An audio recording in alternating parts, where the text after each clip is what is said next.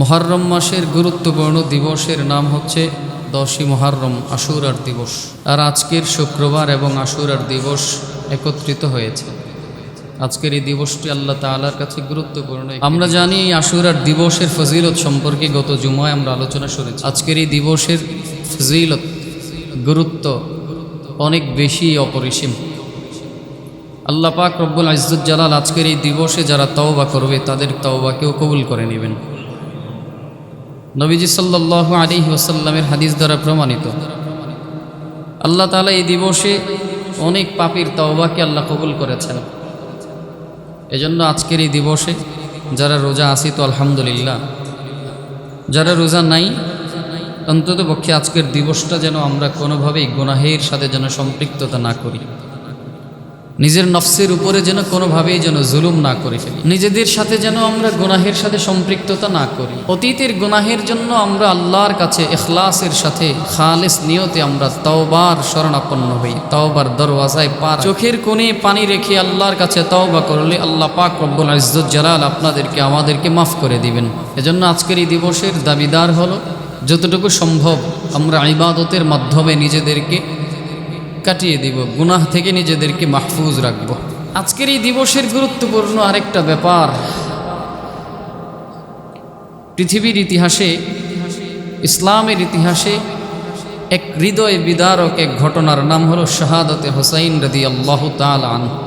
হুসাইন রাদিয়াল্লাহু তাআলা আনহুর শাহাদাত এটা মুসলমানদের জন্য সাধারণ কোনো ব্যাপার না, খুবই কষ্টদায়ক একটা ব্যাপার ছিল, খুবই যন্ত্রণাদায়ক একটা ব্যাপার ছিল। যতটুকু সম্ভব হুসাইন রাদিয়াল্লাহু তাআলা আনহুর শাহাদাতের পিছনের মূল ইতিহাস যতটুকু সম্ভব সংক্ষেপে একটু জানাবার চেষ্টা করব ইনশাআল্লাহ। আল্লাহ তৌফিক দান করুক, করেন আমিন। মূল ইতিহাস বুঝার পূর্বে, মূল ঘটনা বুঝার পূর্বে আমাদেরকে সংক্ষেপে নবুয়তের পর খেলাফত সম্পর্কে সামান্য একটু ধারণা রাখা দরকার। পুরো ব্যাপারটা আগে বোঝার পূর্বে রাসূল করিম সাল্লাল্লাহু আলাইহি ওয়াসাল্লামের ওফাতের পর খেলাফত কেমন করে চলছিল, খেলাফতের কি হালত ছিল, এটার একটু ধারণা আমাদেরকে রাখতে হবে। নবীজি সাল্লাল্লাহু আলাইহি ওয়াসাল্লাম আমাদের জন্য ছিলেন রহমত, শুধু আমাদের জন্য না, গোটা পৃথিবীর জন্য, গোটা জাতির জন্য, সব কিছুর জন্য, সৃষ্টি জগতের জন্য রহমত ছিলেন। ওয়ামা আরসালনাকা ইল্লা রাহমাতাল লিল আলামিন। আল্লাহ পাক রব্বুল ইজ্জত জালাল গোটা আলামিনের জন্য, আলমের জন্য রাসূলকে, নবীজি সাল্লাল্লাহু আলাইহি ওয়াসাল্লামকে রহমত স্বরূপ প্রেরণ করেছেন।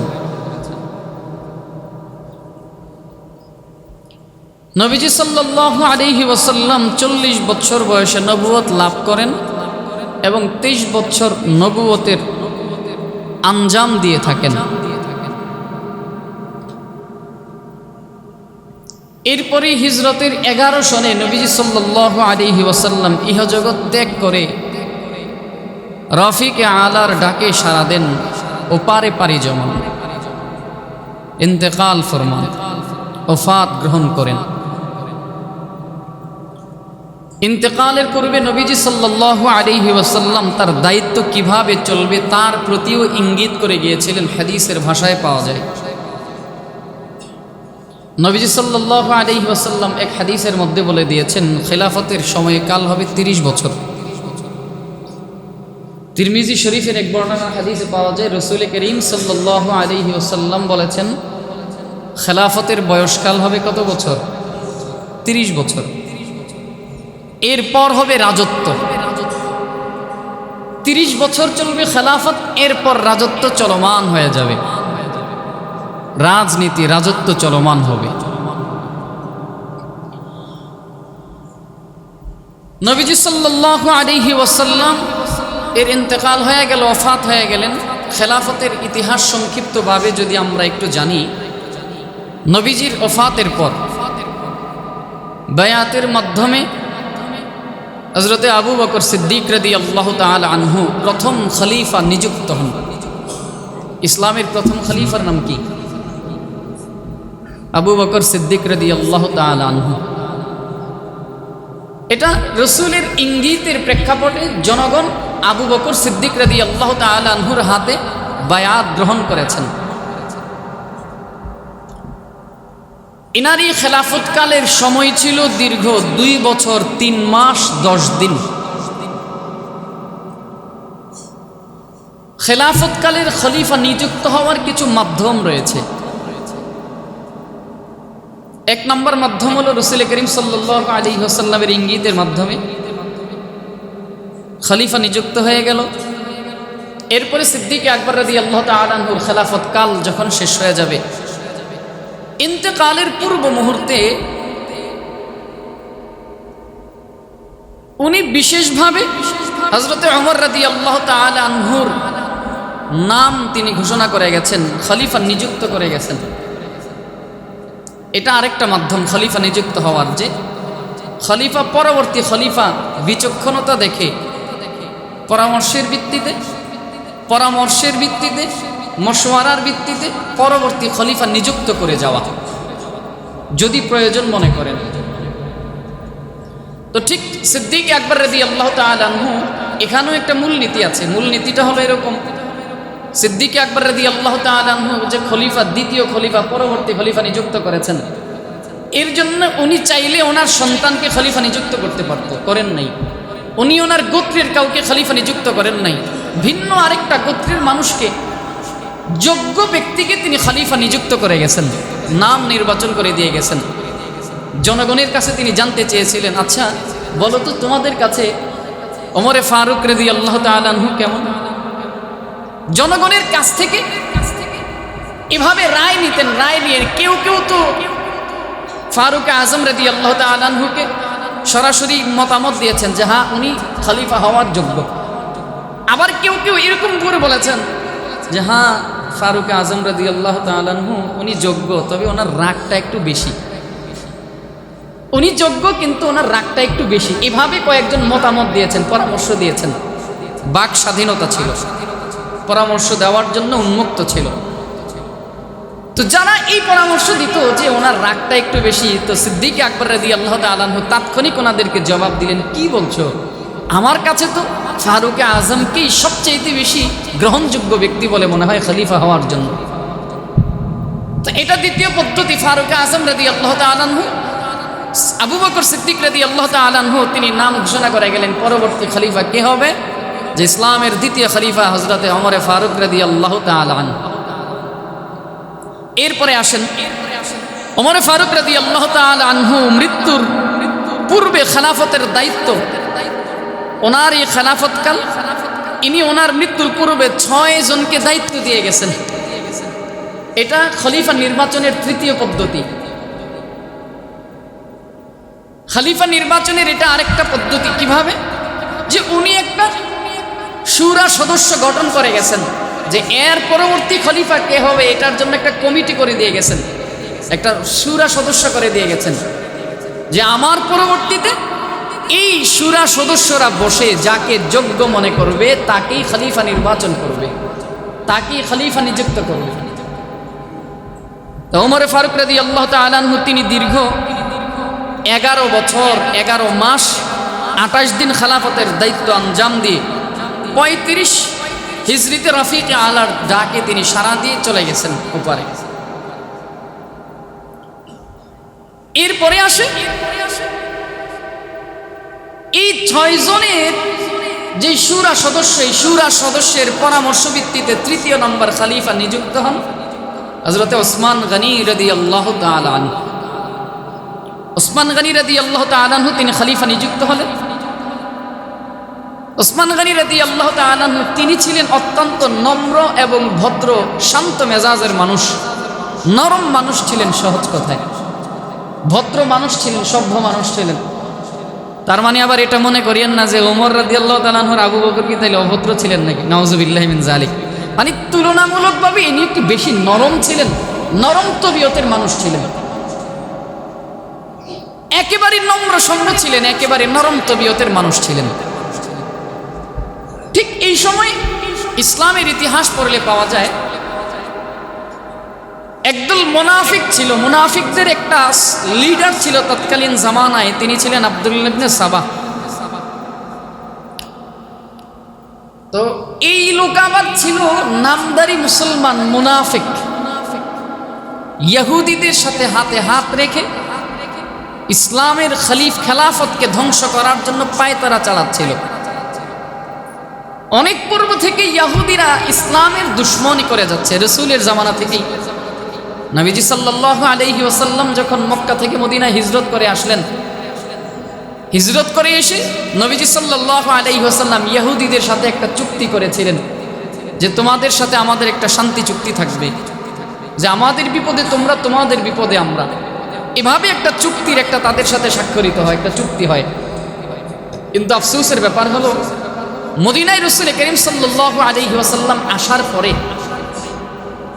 রাসূলের আখলাক, আদর্শ, নবীজি সাল্লাল্লাহু আলাইহি ওয়াসাল্লামের সব কিছুতে যখন চতুর্দিকে রাসূলের জয় জয়কার রব উঠে গেল, ইসলামের বিজয়ধ্বনি যখন উঠছিল, তো ইহুদিরা তাদের ভিতরে হিংসা জ্বলে উঠল, হিংসা বাড়তে লাগলো।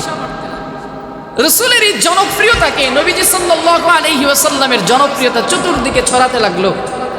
তো এই জনপ্রিয়তাকে ইহুদিরা মেনে নিতে তারা কষ্টকর, তাদের জন্য এটা কষ্টকর হয়ে গেল। কি করলো? এরা গোপনে চিন্তা করলো রাসূল করিম সাল্লাল্লাহু আলাইহি ওয়াসাল্লামকে দুনিয়া থেকে বিদায় করে দেবে কেমনে। একবার তো রাসূল করিম সাল্লাল্লাহু আলাইহি ওয়াসাল্লামকে দাওয়াত করলেন, দাওয়াত করে নিলেন। নেওয়ার পরে একজন ইহুদি এসে বলতেছে, রাসূলুল্লাহ আপনার সাথে একটু কথা আছে, পার্সোনাল কথা। কি কথা? তো সাহাবীরা রাসূলের সাথে যাইতে চাইলেন, সাহাবীদেরকে বললেন তোমরা থাকো, নবীজির সাথে পার্সোনাল কথা বলবো। পার্সোনাল কথা বলার জন্য রাসূলকে একটা ওয়ালের কাছে নিয়ে গেলেন। সে ওয়ালের কাছে রাসূলকে দাঁড় করাইলেন, বসালেন। তো আরেকজন এদিকে কথা বলতেছে, আর ইহুদিরা পিছন দিক দিয়ে বলে দিলেন যাও ওই ওয়ালের উপরে গিয়ে পাথর দিয়ে রাসূলকে দুনিয়া থেকে বিদায় করে দাও। নাউজুবিল্লাহ পড়বেন না। তো বলেন তো আল্লাহ তাআলা তাদের এই পরিকল্পনা জানেন কি জানেন না? জানেন। তৎক্ষণাৎ জিবরাইল আলাইহিস সালাতু ওয়াস সালাম রাসূলের কাছে আসলেন। ইয়া রাসূলুল্লাহ, ইয়া হাবিবাল্লাহ, আপনি তাদের কাছে কেন আসছেন? এরা তো আপনাকে মারার জন্য ষড়যন্ত্র করেছে, আপনি দ্রুত এখান থেকে সরে যান। তো এই ষড়যন্ত্র যখন ফাঁস হয়ে গেল, নবীজি সাল্লাল্লাহু আলাইহি ওয়াসাল্লাম এই ইহুদিদেরকে মদিনা থেকে বের করে দিলেন, খায়বারে চলে গেল। সেখানেও ষড়যন্ত্র, সেখান থেকেও বের হয়ে গেল। তো মুসলমানদের সাথে রাসূলের সাথে একটা আতাত দুশমনিতে একটা হয়ে গেল। তো মুসলমানদের যত দিন যাচ্ছে ততই তাদের জনপ্রিয়তা বাড়তেছে, খেলাফতের সীমানা পৃথিবী জুড়ে তত বাড়তেছে। বাড়তে বাড়তে পাকিস্তানের লাহোর, বলুচিস্তান, আফগানিস্তানের কাবুল সহ বিভিন্ন অনেক দূর পর্যন্ত চলে আসছে। ইরাক, বিভিন্ন ইহুদিরা সহ্য করতে পারে না। আব্দুল্লাহ ইবনে সাবা তখন মনস্থির করলেন মুসলমানদের এই জনপ্রিয়তাকে কিভাবে ঠেকিয়ে দেওয়া যায়, ধ্বংস করা যায়, কিভাবে ধ্বংস করা যায়। তো দেখলেন যে মুসলমানদেরকে যদি চক্রান্ত করি, সেই চক্রান্ত টিকে না। কেন টিকে না? বলে তাদের মাঝে একটা একতা আছে। মুসলমানদের এই জনপ্রিয়তার পিছনের মূল সূত্র হলো একতা। মূল সূত্র কি বলেন না? মূল সূত্র কি? ইউনিটি হলো একমাত্র। এই ইউনিটির কারণে, একতার কারণে মুসলমানদের জনপ্রিয়তা দিন দিন বেড়েই চলছে। এদের খিলাফতের রাজত্ব দিন দিন বিস্তার হতেই চলছে। তো এই মুনাফিক চিন্তা করলো কিভাবে তাদের একতাকে নষ্ট করা যায়। আবু বকর সিদ্দিক রাদিয়াল্লাহু তাআলা আনহুর জামানায় চিন্তা করলেন, কিন্তু পারে নাই। তো পরবর্তীতে ওমর রাদিয়াল্লাহু তাআলা আনহুর খেলাফতকালে চেষ্টা করলেন, তখন তো সাহসী করতে পারে নাই। কেন? কারণ ওমর রাদিয়াল্লাহু তাআলা আনহুর মেজাজ ছিলেন খুবই কড়া এবং মেধা শক্তি ছিল খুবই তীক্ষ্ণ, খুবই চতুর মানুষ ছিলেন, তীক্ষ্ণ মানুষ ছিলেন, কড়া মেজাজের ছিলেন। যদি ধরা পড়ে তো নিস্তার থাকবে না, কল্লা উড়ে যাবে, শরীর থেকে আলাদা হয়ে যাবে। এই ভয়ে তখন ওমরের জামানায় রাদিয়াল্লাহু তাআলা আনহু, ওনার জামানায় তখন চিন্তা করতে পারে নাই। ওমর রাদিয়াল্লাহু তাআলা আনহুর খেলাফত কাল শেষ হয়ে গেল, আসলো ওসমান গনি রাদিয়াল্লাহু তাআলা আনহুর জামানা। তো এই জামানায় এসে ওই যে ইবনে সাবা, তখন সে মোক্ষম একটা সুযোগ পাইল। কি সুযোগ? যে খলিফা ওসমান, ইনি তো নম্র মানুষ, সভ্য মানুষ, ভদ্র মানুষ, ঠান্ডা মানুষ, নরম তবিয়তের মানুষ। তো এনার সময় কিছু করলে করা যায়। কি করা যায়? তো এইবার চক্রান্ত শুরু করেছে। সে মদিনায় আসলো, মদিনায় এসে প্রকাশ্যে মানুষের সামনে কালেমা পড়ে মুসলমান হয়ে গেল, কিন্তু ভিতরে ভিতরে সে ইহুদি রয়ে গেল। মানুষদের সাথে মিশলো কিভাবে? মুসলমান সেজে কালেমা গ্রহণ করে মুসলমান হয়ে গেছে, কিন্তু ভিতরে ভিতরে সে ইহুদি। মুসলমানদের ইউনিটি কিভাবে নষ্ট করা যায় সেজন্য কাজ করছে। তো বিভিন্ন চক্রান্ত, যাই হোক সেদিকে আমরা না যাই। তো এই সাবাইদের এই উল্লেখ্য, এই সাবাইদের যেই পূর্ব থেকেই যে মুসলমানদের যে শত্রুতা শুরু হয়েছিল, এদের এই চক্রান্ত ওমর রাদিয়াল্লাহু তাআলা আনহুর ইন্তেকালের পরে ওসমান রাদিয়াল্লাহু তাআলা আনহু যখন খেলাফত গ্রহণ করলেন, তখন থেকে শুরু হয়ে তাদের এই চক্রান্ত, তাদের এই যে তাদের মুসলমানদেরকে নিধন করার তাদের যে চক্রান্ত, এটা গড়াতে গড়াতে ওসমান রাদিয়াল্লাহু তাআলা আনহু শহীদ গেল, শাহাদাত বরণ করালেন। এরপরে মোটামুটি অনেক দূর পর্যন্ত ওসমান হত্যা, জঙ্গে জামাল, জঙ্গে সিফিন, হযরত আলীর শাহাদাত, হযরত হুসাইন রাদিয়াল্লাহু তাআলা আনহুর শাহাদাত পর্যন্ত গিয়ে এটা গড়াতে গড়াতে অনেক দূর পর্যন্ত গিয়ে গড়াল। এটা খেলাফতের ইতিহাস পড়লে আর একটু বিস্তারিত জানা যাবে, আপনাদেরকে জানানো যাবে। তো যাই হোক, চলেন আরেকটু সামনের দিকে, আমাদের মূল ইতিহাসের দিকে, কারবালার দিকে আমরা একটু আগাই। ওসমান গনি রাদিয়াল্লাহু তাআলা আনহুর খেলাফত শেষ হয়ে গেল, ওনাকে শাহাদাত বরণ করলেন। শাহাদাত বরণ করানো হলো, তাকে শহীদ করা হলো। এই সাবা গোষ্ঠীরা, সাবাইরা শহীদ করলো, বিদ্রোহী গোষ্ঠীরা। দীর্ঘদিন পর্যন্ত ওসমান রাদিয়াল্লাহু তাআলা আনহুকে ঘরের ভিতরে ঘর বন্দি করে রেখে, পিছন দিক দিয়ে ঘরের ওয়াল ভেঙে পিছন দিক দিয়ে এসে ওসমান রাদিয়াল্লাহু তাআলা আনহুকে শহীদ করল। এরপরে মুহাজির সাহাবায়ে কেরাম যারা ছিলেন, তাদের মাধ্যমে খলিফা ওসমান রাদিয়াল্লাহু তাআলা আনহুর মৃত্যুটা যখন নিশ্চিত হয়ে গেল, শহীদ যখন নিশ্চিত হয়ে গেল, যারা শহীদ করল এরাই চক্রান্ত করে আবার সাথে সাথে হযরত আলীর কাছে গেল, আমরা আপনাকে খলিফা নিযুক্ত করলাম, আপনি আমাদের খলিফা, আমরা আপনার কাছে বায়াত গ্রহণ করলাম। সংক্ষেপে বলছি, তো এই সাহাবায়ে কেরামদের ভিতরে একটা দল তৈরি হয়ে গেল।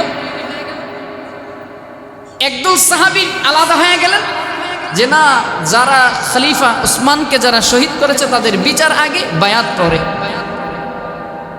আর আরেক দল ভাগ হয়ে গেল যে না, আগে আমরা বায়াত গ্রহণ করব, তারপরে বিচার করা হবে। ওসমান রাদিয়াল্লাহু তাআলা আনহুর বায়াতের শাহাদাতের পর যারা শহীদ করেছে এরাই চক্রান্ত করে আবার আলীর কাছে গিয়ে বায়াত গ্রহণ করে বারবার পিরাপিরি করতেছে, আপনি আমাদেরকে বায়াত করেন, আমরা আপনার হাতে বায়াত গ্রহণ করতে চাই, আমরা আপনার কাছে বায়াত গ্রহণ করতে চাই, বারবার। কেন আলীর কাছে গেল? এরও একটা কারণ আছে, কারণ আলী রাদিয়াল্লাহু তাআলা আনহু ছিলেন শান্ত মেজাজের, উনি বিচক্ষণ ছিলেন, উনি হুটহাট সব কিছু করবে না।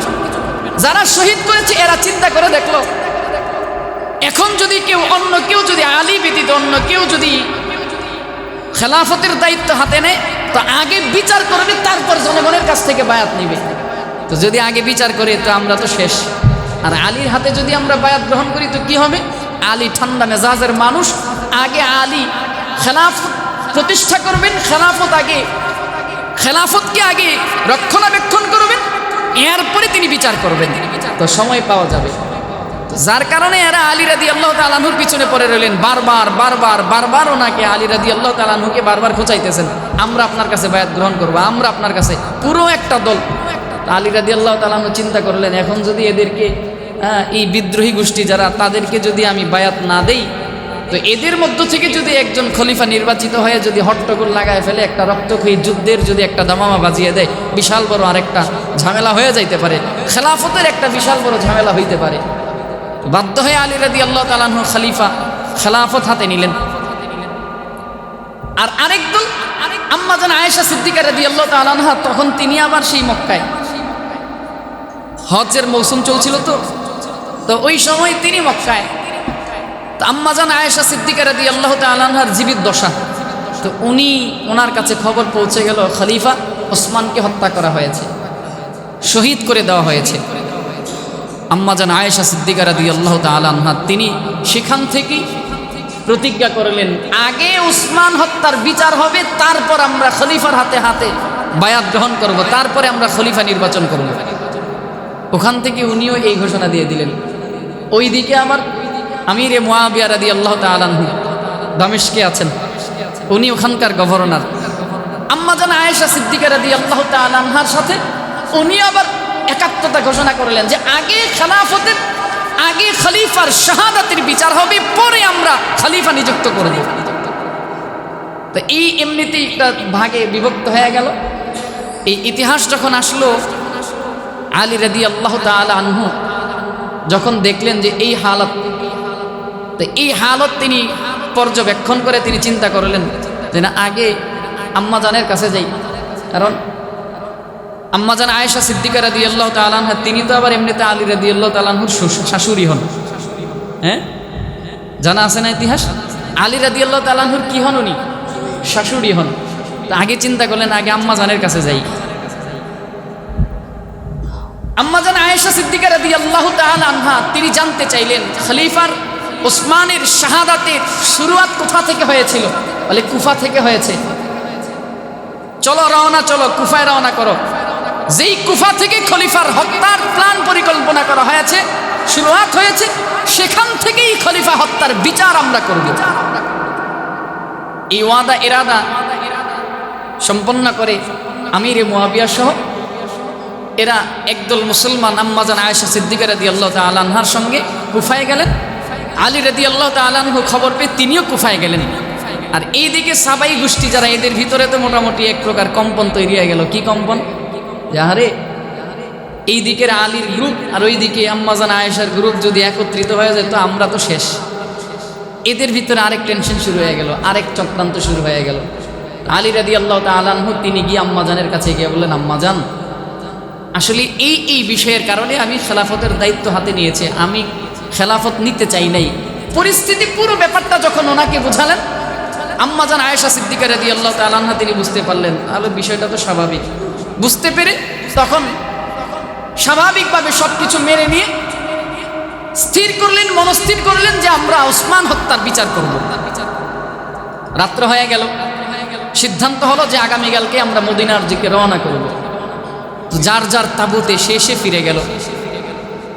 মুআবিয়ার তাঁবুতে মুআবিয়া রাদিয়াল্লাহু তাআলা আনহু, আম্মা জানের তাঁবুতে আম্মা জান রাদিয়াল্লাহু তাআলা আনহা, আলীর তাঁবুতে আলী রাদিয়াল্লাহু তাআলা আনহু, যার যার তাঁবুতে সবাই ফিরে গেলেন। তো মাঝখান থেকে রাত্রটা সুযোগ পেয়ে যে সাবেই গোষ্ঠী যারা, ইহুদি মুনাফিক গোষ্ঠী যারা, এরা চিন্তা করলো কি করা যায়। এরা এখানে চক্রান্ত খাটিয়ে কি করলো, আম্মা জান আয়েশা সিদ্দিকা রাদিয়াল্লাহু তাআলা আনহা যেই তাঁবুতে, ওই এলাকার ভিতরে হঠাৎ করে আক্রমণ, রাতের অন্ধকারে অতর্কিত হামলা যেটাকে বলা হয়, রাতের আধারে আক্রমণ চালাইল।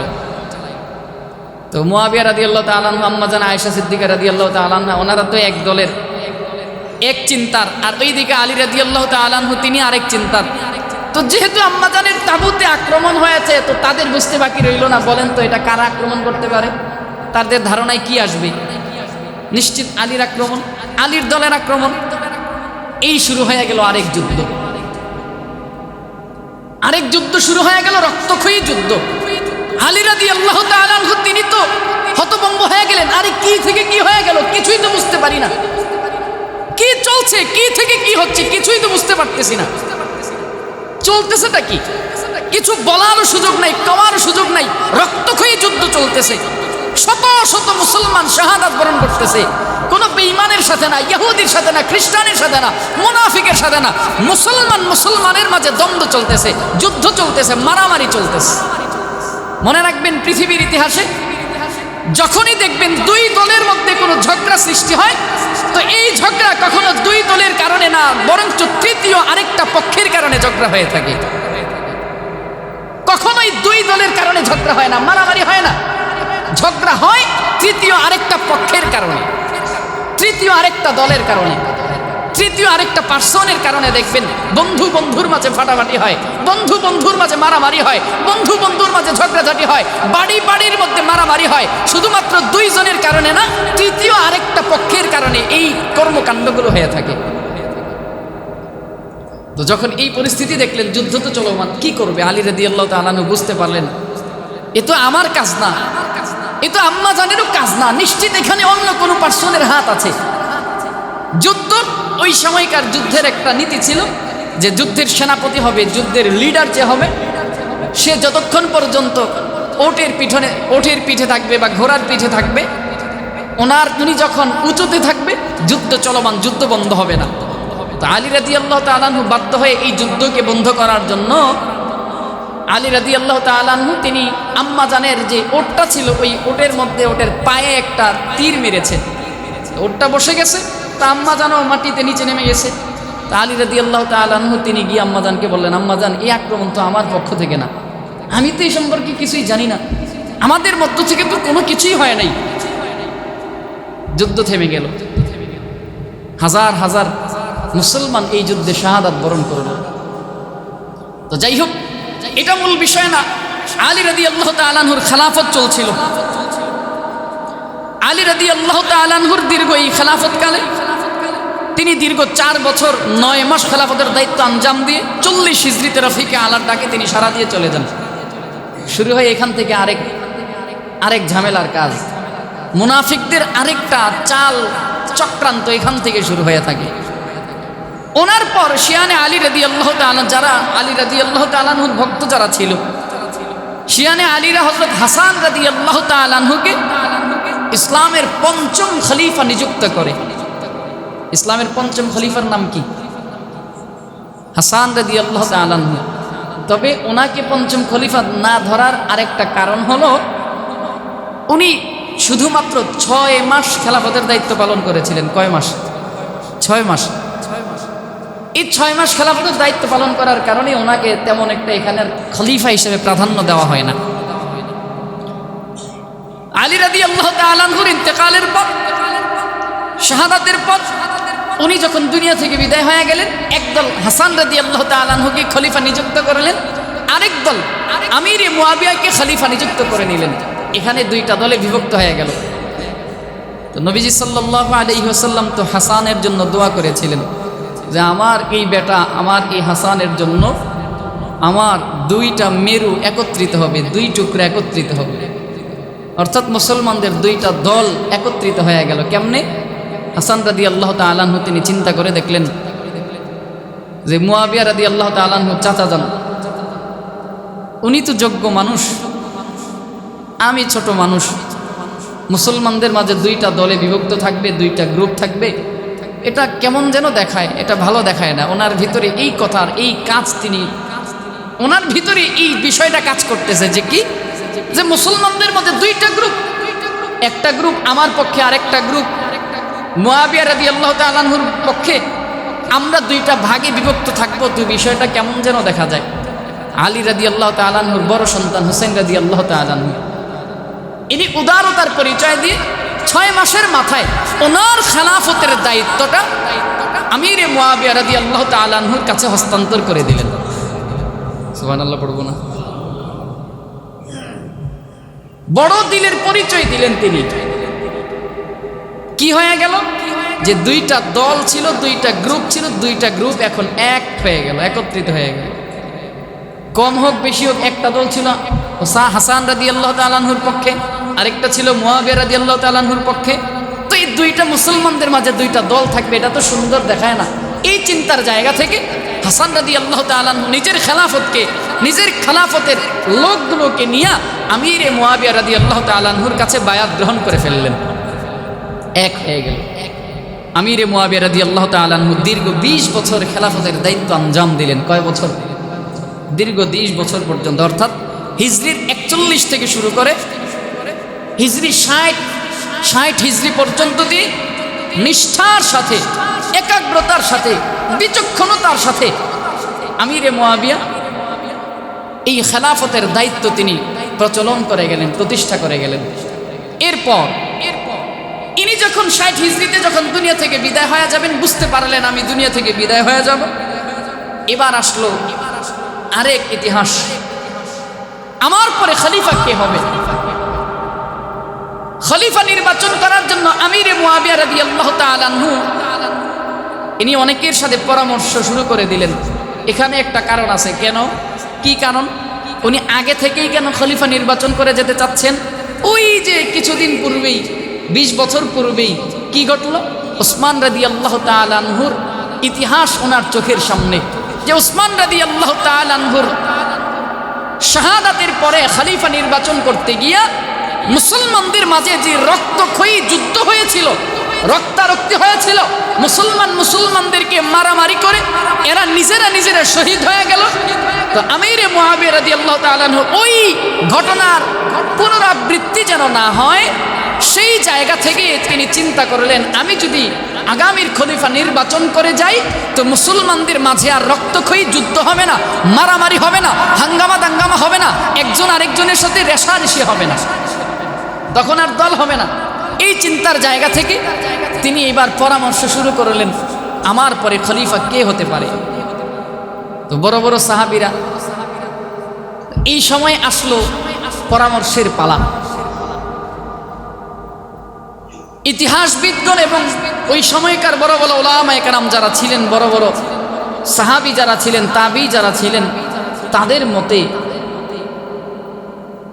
আমিরে মুআবিয়া রাদিয়াল্লাহু তাআলা আনহুর সন্তান ইয়াজিদ যোগ্য ব্যক্তি ছিল রাষ্ট্র পরিচালনার ব্যাপারে। পয়েন্টটা বুঝতে হবে আমাদেরকে এখানে। ইয়াজিদ যোগ্য ব্যক্তি ছিল রাষ্ট্র পরিচালনার ব্যাপারে, লেকিন তাকওয়া, খোদা ভীরু, আল্লাহর সাথে মুহাব্বত, ইসলামের দীক্ষায় দীক্ষিত, ইবাদতে আমলে তাকওয়ার দিক থেকে ওনার চাইতে যোগ্য ব্যক্তি হলেন হুসাইন রাদিয়াল্লাহু তাআলা আনহু। এটার সাথে এটার তুলনা করাই যায় না। ইবাদতের দিক থেকে, আল্লাহ তাআলার নৈকট্যের দিক থেকে ইয়াজিদ আর হুসাইন রাদিয়াল্লাহু তাআলা আনহুর তুলনা করাটাই বোকামি। যেখানে হুসাইন রাদিয়াল্লাহু তাআলা আনহু তিনি যুবকদের সর্দার, জান্নাতি যুবকদের সর্দার, ওয়াল হাসান ওয়াল হুসাইন সাইয়্যিদু শাবাবি আহলিল জান্নাহ, জান্নাতি যুবকদের সর্দার যিনি, তাকওয়ার দিক থেকে হুসাইন রাদিয়াল্লাহু তাআলা আনহু সেরা। আর রাষ্ট্র পরিচালনার দিক থেকে আমিরে মুআবিয়ার সন্তান ইয়াজিদ এগিয়ে আছে। রাষ্ট্র পরিচালনার বুদ্ধি দিয়ে ইয়াজিদ এগিয়ে আছে। তো ওই সময় ইয়াজিদের কোনো খারাপই প্রকাশ পায় নাই। পয়েন্টটা একটু বুঝবেন ভালো করে, এই জায়গার পয়েন্টটা একটু বুঝতে হবে আমাদেরকে ভালো করে। ইয়াজিদের তখনও কোনো খারাপই প্রকাশ পায় নাই, কোনো ধরনের কোনো স্বৈরাচারী মনোভাব প্রকাশ পায় নাই। সে তখনও একজন আবেদ, সে তখনও একজন সচ্চা মুসলমান, তখনও সে একটা রাষ্ট্রের গভর্নর ছিল। এরপরে আরেকটা বিষয় মুআবিয়া রাদিয়াল্লাহু তাআলা আনহু যেটা দেখলেন, সরকারি কর্মকর্তা যারা আছে, যারা গভর্নর আছে, বিশেষ করে সরকারি কর্মকর্তা, বিভিন্ন প্রদেশের গভর্নর ওই সময়কার, তো তাদের সাথে যখন পরামর্শ করলেন, তাদের সাথে পরামর্শ করে দেখলেন আমিরে মুআবিয়ার পরের খলিফা নিযুক্তর ব্যাপারে সবাই পরামর্শ দিলে ইয়াজিদের নাম ঘোষণা করলেন। সরকারি কর্মকর্তারা, এই জায়গাটা একটু বুঝেন। আর এর বিপরীতে কিছু জনগণ, বিশেষ করে আলা তাবকার কিছু সাহাবী, বড় বড় কিছু সাহাবী, ওনারা সহ আরো কিছু জনগণ হুসাইন রাদিয়াল্লাহু তাআলা আনহুর ব্যাপারে পরামর্শ দিলেন। তো মুআবিয়া রাদিয়াল্লাহু তাআলা আনহু তিনি আবারও পরামর্শের ভিত্তিতে তিনি চিন্তা করে দেখলেন রাষ্ট্র পরিচালনার ব্যাপারে ইয়াজিদ যেহেতু এগিয়ে আছে, আরেকটা বিষয় তিনি এখানে চিন্তা করেছিলেন যে যেহেতু অভ্যন্তরীণ সরকারি কর্মকর্তারা, অধিকাংশ সরকারি কর্মকর্তারা ইয়াজিদকে চায়, তো আমি যদি এই সরকারি কর্মকর্তাদের বিপরীতে গিয়ে হুসাইনকে দিয়ে যাই, তো এই জায়গায় একটা রাষ্ট্রের কর্মকর্তাদের একটা বিদ্রোহ চলে আসতে পারে, একটা বিশাল একটা সংকটের আবির্ভাব হতে পারে। এই চিন্তার জায়গা থেকে আমিরে মুআবিয়া রাদিয়াল্লাহু তাআলা আনহু পরবর্তী খলিফার নাম ঘোষণা করে গেলেন ইয়াজিদ ইবনে মুআবিয়া। ইয়াজিদের নাম ঘোষণা করে গেলেন। তখনও পর্যন্ত সে একজন ভালো মানুষ ছিলেন, সুন্দর মানুষ ছিলেন। হযরতে মুআবিয়া রাদিয়াল্লাহু তাআলা আনহুর ইন্তেকালের আগ মুহূর্তে ইয়াজিদকে 10টি গুরুত্বপূর্ণ ওসিয়ত করেছিলেন, যাতে ছিল একজন শাসকের জন্য পথ নির্দেশনা এবং আত্মসংশোধনের আহ্বান ছিল। এই 10টা শর্ত দিয়ে গেছিলেন, 10টা ওসিয়ত করে গেছেন। কি? 1 নম্বর, ইয়াজিদ তুমি ক্ষমতা খলিফা নির্বাচিত হওয়ার পরে যতটুকু আল্লাহকে ভয় করো, এখন তার চাইতে বেশি পরিমাণে আল্লাহকে ভয় করবা, আল্লাহকে ভয় করবা। খেলাফতের দায়িত্ব তোমাকে অর্পণ করেছি, এক মহান আমানত তোমার হাতে দিয়ে গেলাম। 1 নম্বর ওসিয়ত। 2 নম্বর, ভালোভাবে দায়িত্ব পালন করবে। যদি তুমি ভালোভাবে দায়িত্ব পালন করো তো আমার সৌভাগ্য, আর যদি দায়িত্ব পালনে তুমি ব্যর্থ হয় তাহলে তোমার দুর্ভাগ্য। এর জন্য ভালোভাবে দায়িত্ব পালন করবা। 3 নম্বর ওসিয়ত, জনগণের সঙ্গে সদাচরণ এবং নম্রতা অবলম্বন করবা। 4 নম্বর, নিজের বিরুদ্ধে সমালোচনা এবং নিন্দা শুনলে সেটাকে তুমি ধৈর্যের সাথে মোকাবেলা করবা, উপেক্ষা করে যাবা।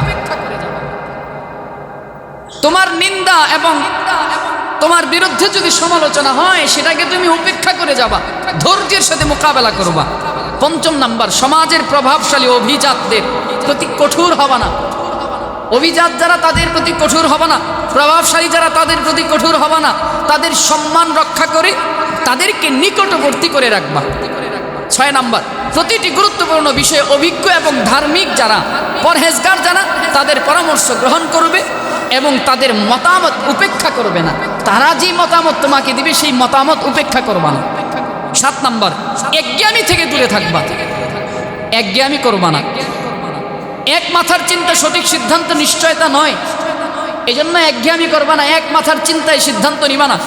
8 নম্বর, নিজের নফসের সংশোধনে সচেতন থাকবে, তাহলে মানুষও তোমার সঙ্গে ভালো আচরণ করবে। নিজের নফসের সংশোধন করবা। এরপরে 9 নম্বর, এমন কিছু করবে না যাতে মানুষের অভিযোগের সুযোগ থাকে। এমন কোনো কর্ম করবা না যে কর্মের কারণে মানুষ তোমার নামে অভিযোগ করে। কারণ মন্দ খবর দ্রুত ছড়িয়ে পড়ে, ভালো সংবাদটা যত তাড়াতাড়ি ছড়ায় তার চাইতে বহু গুণ বেশি দ্রুততার সঙ্গে ছড়ায় মন্দ কাজের খবরটা। এজন্য এমন কিছু করবা না যাতে মানুষ তোমার ব্যাপারে অভিযোগ করার সুযোগ পায়। 10 নম্বর, জামাতে নামাজ আদায়ে মনোযোগী থাকবে, জামাতে নামাজ আদায়ের ব্যাপারে মনোযোগী থাকবে, সচেষ্ট থাকবে।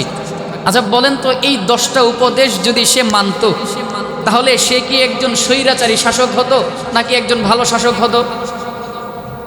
বুঝাইতে পারি নেই। এই 10টা উপদেশ যদি সে মেনে চলতো তাহলে সে কি ভালো মানুষ হতো না খারাপ মানুষ হতো? ভালো মানুষ হতো। এরপরে কি হলো কাহিনীটা? আমিরে মুআবিয়ার যখন ইন্তেকাল হয়ে গেল, সে তখন দামেস্কে ছিল। আস্তে আস্তে বাবার জানাজাও পায় নাই, দাফন কাফন দেখার সুযোগও পায় নাই। ইন্তেকাল হয়ে দাফন কাফন হয়ে গেল, কবরস্থ হয়ে গেল। যেহেতু পূর্ব থেকেই ইয়াজিদের নাম ঘোষণা ছিল খলিফা হিসাবে, আবার সরকারি কর্মকর্তারা ভিতরে ভিতরে যারা সরকারি কর্মকর্তা ছিল সবাই ইয়াজিদের পক্ষে সাপোর্ট দিয়েছে। তো মোটামুটি ইয়াজিদের হাতে হাত রেখে বায়াত গ্রহণ শুরু করেছে খলিফা। ইয়াজিদের হাতে হাত রেখে খলিফার বায়াত গ্রহণ শুরু করেছে। ওইদিকে বিপরীতে মদিনায় বড় বড় সাহাবী যারা ছিল, বিশেষ করে হুসাইন রাদিয়াল্লাহু তাআলা আনহু, আব্দুল্লাহ ইবনে জুবাইর রাদিয়াল্লাহু তাআলা আনহু, আব্দুর রহমান ইবনে আবু বকর রাদিয়াল্লাহু তাআলা আনহু, আব্দুল্লাহ ইবনে ওমর রাদিয়াল্লাহু তাআলা আনহু, আব্দুল্লাহ ইবনে তালহা রাদিয়াল্লাহু তাআলা আনহু, এই 5 জন সাহাবী সহ আরো বড় বড় কিছু সাহাবীরা, এরা ইয়াজিদের খেলাফতকে মেনে নিচ্ছে না। ওনারই খেলাফতের বায়াত তারা গ্রহণ করে না। এখন ইয়াজিদ চিন্তা করলো, একটু সংক্ষেপে বলতেছি আর একটু সামনের দিকে আগায় আসে। তো ইয়াজিদ এবার চিন্তা করলো, মোটামুটি চতুর্দিকে ইয়াজিদের খেলাফত প্রতিষ্ঠা হয়ে গেছে, অনেক দিকে চতুর্দিকে সব জায়গায় চিঠি পাঠানো হয়েছে যে আমিরে মুআবিয়ার পর ইয়াজিদের খেলাফত প্রতিষ্ঠা হয়ে গেছে, সবাই ইয়াজিদের হাতে বায়াত গ্রহণ করো, ইয়াজিদের নামে বায়াত গ্রহণ করো। তো চতুর্দিকে ইয়াজিদের খেলাফত প্রতিষ্ঠা হয়ে গেছে, অল্প কিছু মুসলমান ছাড়া। কারা? এই বড় বড় কিছু সাহাবী ছাড়া। মদিনার গভর্নর ছিল তখন, মদিনার গভর্নর ছিল আব্দুল্লাহ ইবনে উতবার। মদিনার গভর্নর তখন হযরত আব্দুল্লাহ ইবনে উতবা রাদিয়াল্লাহু তাআলা আনহু, আল্লাহ হয়তোবা উনি ছিলেন, আমার নামটা সঠিক জানা নাই। তো ওই সময় কেউ খেলাফত ওনারা গ্রহণ করে না। এই হুসাইন রাদিয়াল্লাহু তাআলা আনহু খেলাফত গ্রহণ না করার পিছনে একটা কারণ, উনি যেই যুক্তি, উনি যেই চিন্তা চেতনার জায়গা থেকে খেলাফত গ্রহণ করে নাই, সেই চিন্তা চেতনার জায়গাটা একটু বলে দেই। উনি চিন্তা করেছেন, বাবার ছেলে যদি, বাবার পরে যদি ছেলেই যদি খলিফা হয়ে যায়, তো এর ধারাবাহিকতা যদি শুরু হয়ে যায় তো এটা একটা খেলাফতের জন্য কালো অধ্যায় রচিত হয়ে যাবে, কালো অধ্যায় রচিত হয়ে যাবে। এই জায়গা থেকে খেলাফতকে এই জায়গা থেকে রক্ষা করার জন্য তিনি এই বাবার ছেলে সন্তানকে খলিফা মানেন নাই। বাবার ছেলে সন্তানকে খলিফা কেন মানেন নাই? তার কারণ হলো একটা, যে খেলাফতের উপরে যেন কালো দাগ না পড়ে। কি কালো দাগ? যে বাবার ছেলে সন্তান, ছেলে বাবার পরে ছেলে হয়ে যায় খলিফা, তা আবার ইয়াজিদের পরে তার ছেলে হয়ে যাবে খলিফা, যোগ্যতা থাকুক আর না থাকুক।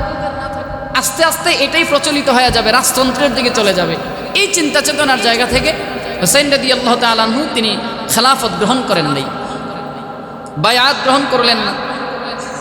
তো মদিনার যে গভর্নর ছিল ইয়াজিদ চিন্তা করে দেখলো, সারা পৃথিবীর মানুষগুলো যদি আমাকে খলিফা নিযুক্ত করে আমাকে মানে, আর এই বড় বড় 5-6 জন সাহাবী যদি আমাকে খলিফা না মানে, তো আমার তো বেরু থাকবে না, আমার মসনদ উল্টায়া যাবে। এই স্বৈরাচারী মনোভাব আস্তে আস্তে ভিতরে প্রবেশ করতেছে। শুরু হয়ে গেল ভিতরে ষড়যন্ত্র, শুরু হয়ে গেল ভিতরে একটা কূটনীতি, ভিতরে শুরু হয়ে গেল একটা ক্ষমতা টিকানোর জন্য একটা চক্রান্ত শুরু হয়ে গেল। কি চিন্তা করলো? গোটা পৃথিবীর মানুষগুলো যদি আমাকে খলিফা মানে, কিন্তু বিপরীতে রসুলের নাতি হুসাইন যদি আমাকে খলিফা না মানে, বড় বড় সাহাবীরা যদি আমাকে খলিফা না মানে, তাহলে তো সমস্যা। কি সমস্যা? আমার এই মসনদ তো বেশি দিন টিকবে না। এই চিন্তার জায়গা থেকে চিঠি পাঠানো হলো মদিনার গভর্নরের কাছে। আমার নামটা জেহেনে নাই, ভুলে গেছি, আফওয়ান। মদিনার গভর্নরের কাছে চিঠি পাঠালো। কি খবর? চিঠি যত দ্রুততার সঙ্গে সম্ভব হোসাইনকে এবং এই যারা বায়াত এখনো গ্রহণ করে নাই তাদেরকে দ্রুত বায়াত গ্রহণের ব্যাপারে আপনি তদারকি করেন, চাপ প্রয়োগ করেন। কি প্রয়োগ করেন? বুঝাইতে পারি নাই। কি প্রয়োগ করেন? চাপ প্রয়োগ করে জোর করে হলেও এদেরকে খেলাফতের বায়াত তাদেরকে গ্রহণ করান। মদিনার গভর্নরের কাছে চিঠি আসলো রাতের আধারে, রাতের অন্ধকারে মদিনার গভর্নর হাউস থেকে এই চিঠি পাওয়ার পরে রাতের আধারে হুসাইন রাদিয়াল্লাহু তাআলা আনহু সহ আরেকজনকে ডাকলেন, আব্দুল্লাহ ইবনে তালহা সম্ভবত, আল্লাহ, দুজনকে ডাকলেন যে আপনারা খেলাফত গ্রহণ করেন, আপনারা বায়াত গ্রহণ করেন ইয়াজিদের খেলাফত। হুসাইন রাদিয়াল্লাহু তাআলা আনহু বলেন, না আমি এটা পারবো না। আর আব্দুল্লাহ ইবনে তালহা সম্ভবত উনি বললেন আমাকে সময় দিতে হবে, আমি চিন্তা করে দেখি। আর হুসাইন রাদিয়াল্লাহু তাআলা আনহু জবাব দিলেন, আমি রাতের আধারে গোপনে খেলাফত যদি আমি বায়াত যদি গ্রহণ করি, এটা আমার জন্য সুন্দর হবে না। উনি বললেন কি? হুসাইন রাদিয়াল্লাহু তাআলা আনহু বললেন, আমি যদি রাতের আধারে বায়াত গ্রহণ করি এটা আমার জন্য সুন্দর হবে না, আমি করতে হলে আমি প্রকাশ্যে করব। এই বলে তিনি রুখসত নিলেন। আর চাপ প্রয়োগ করতে থাকে। হুসাইন রাদিয়াল্লাহু তাআলা চিন্তা করলেন, যদি মদিনায় থাকি, যেহেতু অলরেডি একবার আমার জন্য ডাক, আমি এখন আর মদিনায় থাকবো না, মক্কায় চলে যাব। মক্কায় চলে যাওয়ার সিদ্ধান্ত গ্রহণ করলেন। মক্কায় চলে যাবেন। কেন যাবেন? যে আমি এখানে থাকলে আমাকে ইয়াজিদের খেলাফত বায়াত গ্রহণ করতে হবে, মদিনায় গেলে অন্ততপক্ষে সেখানে চাপ প্রয়োগ করতে পারবে না। আর চাপ প্রয়োগ করতে চাইলেও সেটা তো পাহাড়ে ঘেরা এলাকা, এই পাহাড়ের চিপা চাপায় আমি লুকায় থাকতে পারবো, কিন্তু আমি খেলাফত গ্রহণ করব না, তার বায়াত আমি গ্রহণ করব না। এই হলো চিন্তা ভাবনার জায়গা থেকে মদিনায় চলে যাবেন। তো আব্দুল্লাহ ইবনে ওমর রাদিয়াল্লাহু তাআলা আনহু তিনি একটু আঁচ পাইলেন। আর এই ফাঁকে কুফা থেকে হুসাইন রাদিয়াল্লাহু তাআলা আনহুর কাছে বারবার অনবরত চিঠি যেতে থাকে, চিঠি আসতে থাকে। কি চিঠি? এই চিঠিগুলো কারা লিখতেছিল? ওই যে ওসমান রাদিয়াল্লাহু তাআলা আনহুকে যারা শহীদ করেছে, সাবাই গোষ্ঠী যারা, মদিনার ইহুদি যারা ছিল, মুনাফিক যারা ছিল, ওই মুনাফিক আবার চতুর্দিকে কাজ করতে করতে বিশাল এক জনগোষ্ঠী তৈরি করে ফেলেছে। তো এরা আলী রাদিয়াল্লাহু তাআলা আনহুকে যেভাবে শহীদ করেছে, হুসাইন রাদিয়াল্লাহু তাআলা আনহুকেও সেভাবে শহীদ করার জন্য একটা চক্রান্তের ছক আঁকলো। কি? যে হুসাইন রাদিয়াল্লাহু তাআলা আনহুর কাছে একের পর এক চিঠি পাঠাতে শুরু করলো। কি চিঠি? যে আমরা নবীর নাতি হুসাইন থাকতে মুয়াবিয়ার সন্তান ইয়াজিদের কাছে আমরা খেলাফত গ্রহণ করব না, আমরা ইয়াজিদের হাতে বায়াত গ্রহণ করব না, আমরা নবীর নাতি হুসাইনের হাতে বায়াত গ্রহণ করব। আপনি কুফায় চলে আসেন, আমরা আপনাকে খলিফা নিযুক্ত করলাম, আপনি আমাদের খলিফা হবেন। একটার দুইটা না, শত শত চিঠি এভাবে আসতে থাকে। তো হুসাইন রাদিয়াল্লাহু তাআলা আনহুর ভিতরে তো একটু কাজ করতেছে যে আরে এতগুলো মানুষ চিঠিতে আসলে 1 লক্ষ মানুষের কথা উল্লেখ আছে। ইতিহাসবিদগণ বলেন 1 লক্ষ মানুষের কথা উল্লেখ করা হয়। যে আমরা 1,00,000 মানুষ প্রস্তুত আছি আপনার খেলাফত গ্রহণ করার জন্য, আপনার বায়াত গ্রহণ করার জন্য। আপনি রসুলের নাতি হুসাইন, আমরা আপনার বায়াত গ্রহণ করবো, ইয়াজিদের বায়াত না। একের পর এক এভাবে চিঠি আসতে থাকে। হুসাইন রাদিয়াল্লাহু তাআলা আনহু চিন্তা করলেন কি করা যায়।